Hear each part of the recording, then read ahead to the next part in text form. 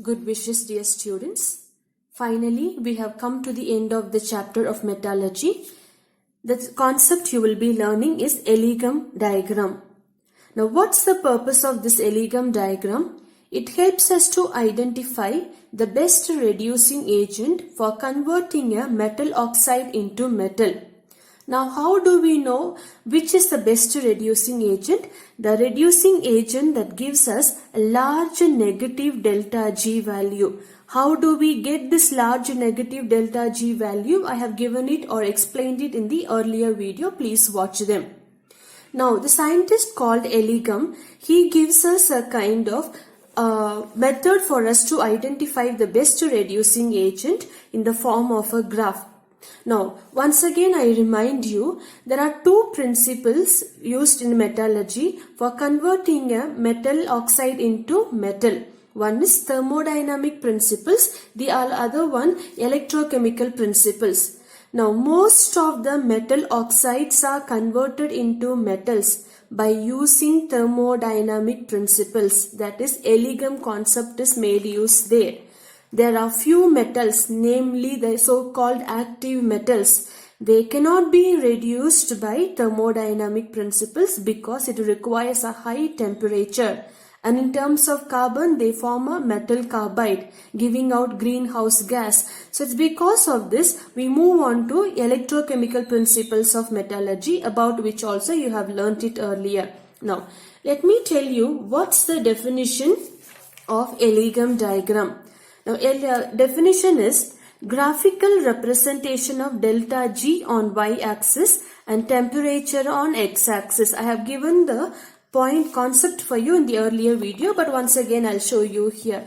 Delta G, that is standard Gibbs free energy, is taken on the y-axis and temperatures are plotted on the x-axis. So only one line of definition you need to remember.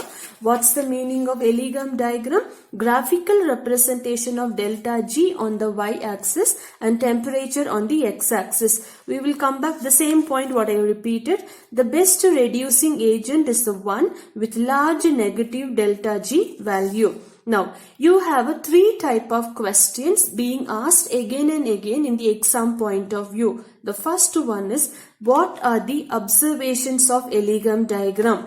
The second question is, what are the applications of Ellingham diagram? And the third question is, what are the limitations of Ellingham diagram? So in today's class, I will teach you the observations and applications and limitations of Ellingham diagram. The next video, I will teach you practically how to make use of this graph to identify the best reducing agent based on the evaluate yourself questions from your textbook, book back questions and certain questions what I have collected from different sources. So we'll move on to the first part of the question in today's lesson, that is observations. So I will be referring to the graph and to my notes every now and then. I hope you all cooperate with me. Point number one that I have written, most of the metal oxides give positive slope. By now you know very well what's the meaning of positive slope. The slope that goes up. There are three types of slope. I have given it in the previous video. Quickly I'll show you all to remind you. There are three types of curves. The slope that comes down is called as a negative slope. It talks about a feasible reaction. The slope that goes up talks about a positive slope. That is, the reaction is a positive one and the reaction is non-spontaneous. The slope that is in equilibrium talks about the reaction is at equilibrium. So here, so the point number one that I'm reading once again, most of the metal oxides give positive slope. Now, why do they give positive slope? Oxygen is consumed by metals to form metal oxide. Now, I have told you in one of my earlier video, metals have got a greater affinity towards oxygen than carbon. So, it's because of this, oxygen is consumed by metals to form a metal oxide. When the oxygen is consumed here, delta S becomes negative. When delta S becomes negative, what happens when you substitute into the formula that we had taken? If you remember the formula, that is delta G is equals to delta H minus T into delta S. This is the formula we had used under thermodynamic principles. When delta S is negative, what does delta S stands for? Entropy, that is disorderliness or randomness. When the temperature decreases, delta S also decreases. So decreases, we make it, we take it in the sign of minus. So this minus is from the formula. Minus into minus becomes a plus. That is a positive slope. Positive slope talks about a slope going up in the graph, which means spontaneous. The reactions are non-spontaneous. Let me show you the graph in the page here. If you look at it, the most of the lines that you can see, most of the lines are going upward. Very few lines are coming down the slope. One can be the product of carbon dioxide, meaning carbon slope, and the other one, carbon dioxide slope, and the other one is a carbon monoxide. So carbon and oxygen gives you carbon dioxide, and carbon and oxygen gives you carbon monoxide. Except these two and one of few more, most of the slope seems to go upward. What's the meaning of upward direction? Oxygen is consumed by the metal. Therefore, delta S is negative. When delta S is negative, when you substitute into the formula, you get a positive value. So that reducing agent consumes higher temperature. So the reactions are non-spontaneous. They are not the best reducing agent. Moving on to the point number 2. Graph of carbon monoxide is negative. Therefore, that is delta S is positive. Now, delta S is positive. The same formula I am going to substitute. So, what will I get here? Now, if I take T into delta S, when temperature goes up, delta S also goes up. Randomness also increases. So increase, we'll take it in the sign of positive. So this minus is from the formula that we had taken. So minus into plus will give me minus. So when you get a delta G value to be negative, what type of slope you will get? Negative slope. Negative slope talks about a spontaneous reaction, meaning it's a best reducing agent. It increases the temperature. Children, one more point I would like to tell you all. Now, why are we comparing it within temperature is the highest temperature. If you remember extraction of alumina by Hall-Hérold process, aluminium, converting oxides of aluminium into pure aluminium requires 2000 degrees Celsius. But when you use a reducing agent cryolite, the temperature is brought down to 900 to 1000 degrees Celsius. So that's the purpose of, when the temperature comes down, the reaction becomes more spontaneous. And here, therefore, carbon monoxide is more stable at higher temperature. Let me show you the graph here. Now, if you look at it, I hope you can see it clearly. Now, the graph that is coming down, you have a carbon monoxide. If you follow the pink line graph, that is the pink line graph, if you see, it's coming down. Most of the other graphs are going upward in the sheet, and a carbon monoxide graph comes down. So it's because of this, when the slope comes down, you know by now it's a negative slope. Negative slope meaning the reactions are spontaneous, and that's the reason carbon monoxide is more stable at a higher temperature. If you see here, the temperature here is 0. As it comes down, the temperature is increasing. So that's the point I have written. Carbon monoxide is more stable at higher temperature. Now we'll move on to the third point, that is metal oxide is more stable at higher temperature. Now what is the meaning of it? Once again I'm reading. Metal oxide is metal oxide is less stable at higher temperature. Please consider the graph I have taken. Now here delta G is equals to 0, talking about an equilibrium condition. So you have a graph going up in this direction. So this is a point of intersection for you all.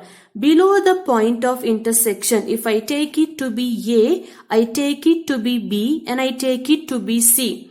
A to B is negative. I mean, it talks about below 0 will be negative markings. So A to B is negative. When the slope is, when the temperature, when it is in the negative line, it's more stable. The metal oxide is more stable here.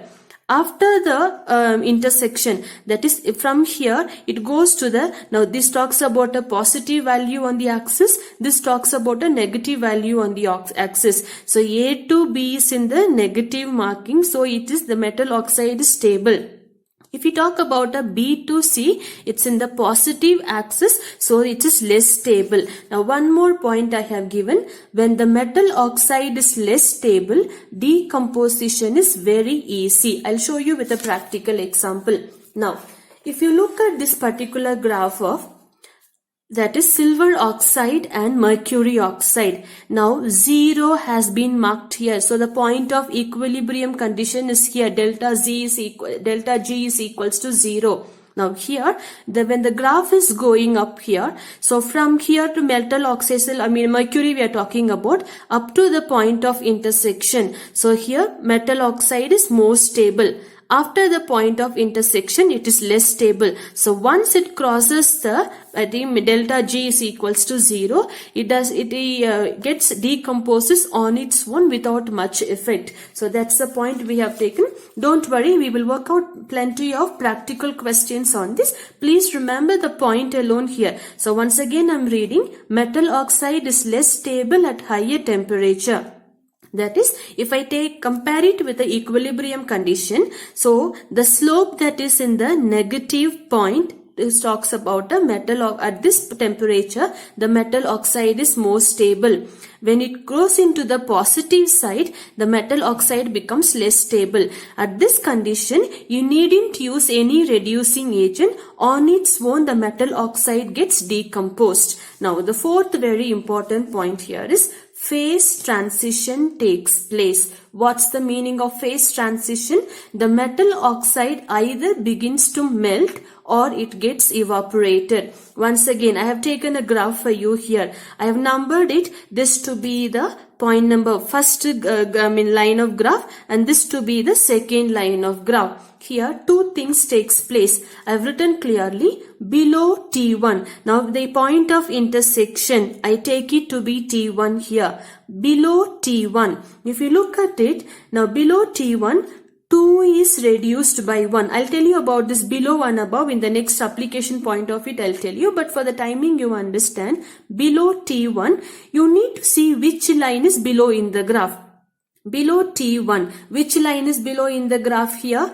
T2 line is below in the graph. So below T1, if you look at it, the graph 2 is reduced by 1. So 2 is reduced by 1. I'll tell you this point in the application point of it. After T1, 1 is reduced by 2. So these are the little applications. I'll emphasize this point when I take about applications once again. So I'm quickly recapping. Definitions of Ellingham diagram is delta G, that's a Gibbs free energy, is plotted on the y-axis and temperature is plotted on the x-axis. The first observation is most of the metal oxides gives us a positive slope. What's the meaning of positive slope? The slope goes upward in the direction, meaning the reactions are non-spontaneous. Now, second point, graph of carbon monoxide is negative slope. Why it is negative slope? It is coming down the line. So, coming down in the graph. So, the reaction is spontaneous. Then point number 3, metal oxide is less stable at higher temperature. So here, when we compare it with the equilibrium condition, so when they are in the negative scale, it's a less stable. When they move on to the positive scale, they are, more stable here and less stable here. When they are less stable, you needn't use any reducing agent to decompose the metal oxide. On their own, they get decomposed. Point number 4. Phase transition takes place, meaning at certain temperature the metal oxide begins to melt or sometimes evaporation takes place. At these conditions you've got, I have written it clearly, below T1 2 is reduced by 1. After T1 1 is reduced by 2. This point I will emphasize in the applications explanation. So we are moving on to the applications of Ellingham diagram. Now as we told you in the earlier video, the purpose of reducing agent is, thermodynamic principle is to either thermodynamic principle or electrochemical principle selecting the best reducing agent. Now here we see only about the thermodynamic concepts of metallurgy. Now point number 1 I have written, those oxides that are close to equilibrium condition. The earlier points what I explained only, I am coming again little once. So those oxides that are close to equilibrium condition are unstable at moderate temperature. You needn't supply so much of temperature. They decompose on heating without using the reducing agent. Example of silver oxide and mercury oxide we have taken. Please look at the graph here. Now, as I the same point I'm repeating, 0 is here. So, almost equilibrium condition. We are close to equilibrium condition. So, silver oxide and mercury oxide we have got. Since they are close to equilibrium condition, you needn't supply so much of, high temperature. The least temperature only they cross the equilibrium condition line. So when they've crossed the equilibrium condition line, if you remember what I told you, so below when they are in the negative slope, they are stable. But once they cross the line, it becomes a less stable. When they are less stable, you needn't use any reducing agent. On their own, they get decomposed.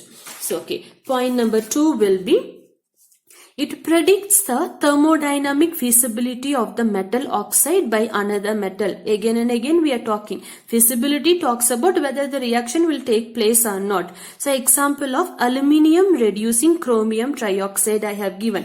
So one more point relevant to that I had written it here. Metal oxides at the lower end of the graph can be used to reduce the metal oxides that are above in the graph. I'm reading once again. Metal oxides at the lower end of the graph can be used to reduce the metal oxides that are above in the graph. Now what is the example that we have taken?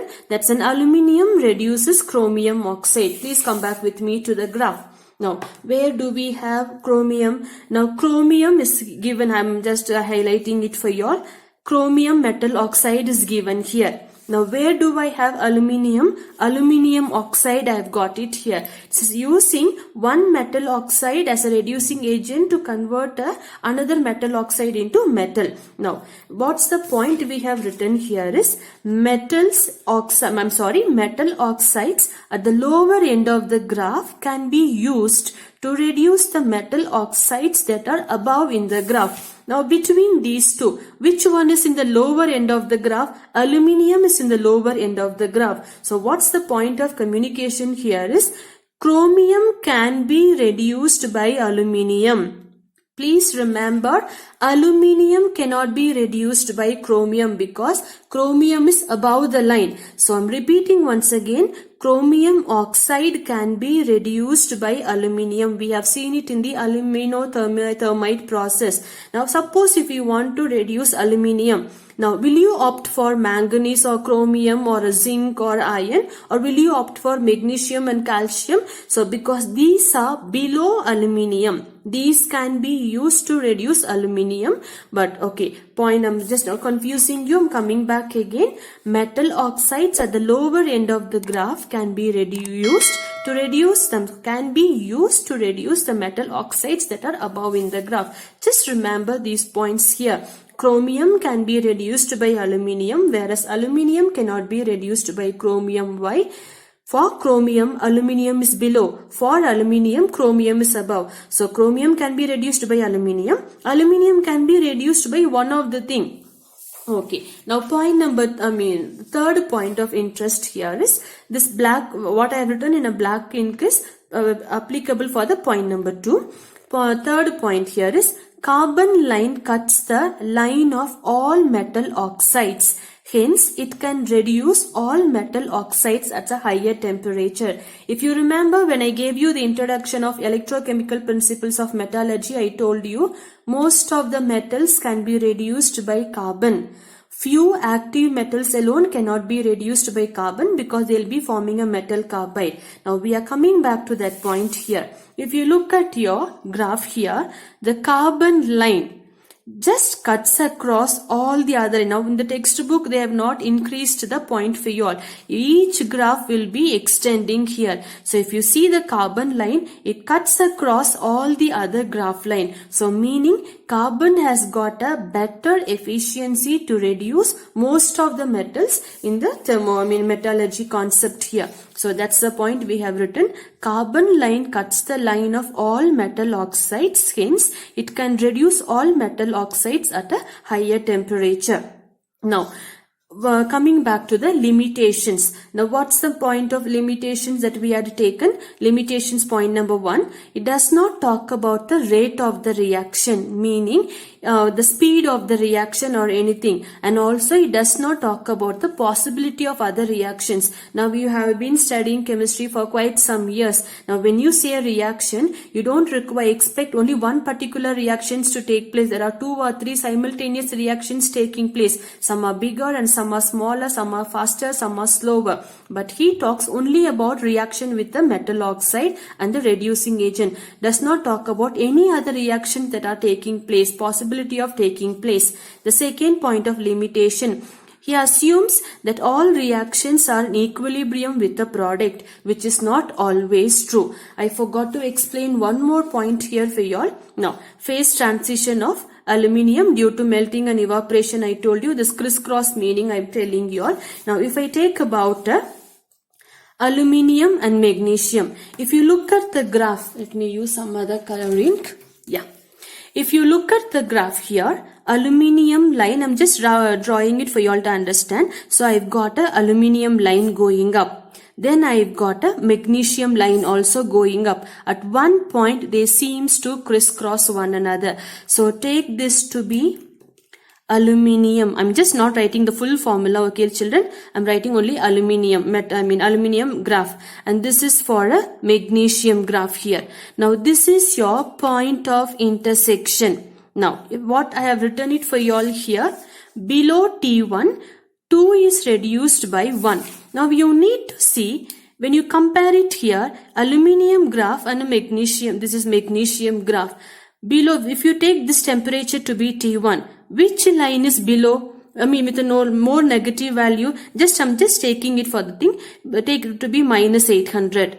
Take it to be minus 900. Between minus 800 and minus 900, which is more negative, minus 900. So minus 900 applicable to magnesium line. So at below T1, magnesium can reduce aluminium. Please understand, you need to remember the point of more negative value. Aluminium has the temperature of minus 800.